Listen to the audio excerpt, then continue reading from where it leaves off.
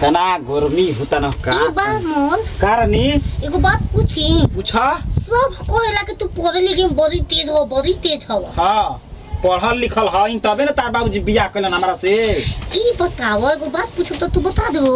एगो का 2 4 10 गो पूछ। निन कमना बा जो हाँ, हाँ। वो गाना गोइले बा। हाँ ओकरा तो बता देबो हमरा के। तू पूछ के बता देखा।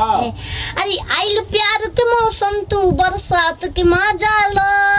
अरे पहिला पहिला प्यार के शुरुआत के मजा लो।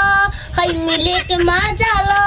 कमर सटा के मजा लो। कैसे देख नीलकमला गइल अपन लवर से मिले न तो एक पेटी हाँ। जो डेट फेल हो जाला माजा उहे लेके गइल बा। उहे कहता हई प्यार के मजा लो।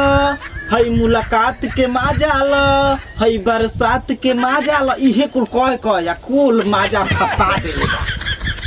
ओकरा फिरे भई बहुत अपना के गम में डूबल रहला देबो ओसने कुल मजा। हां तो कर के निक ना लागी तो छोड़ के जेबे ना करी को। सुन बोल होई अब ना जाई। हां नहीं तो करा से बड़ छिना तो तू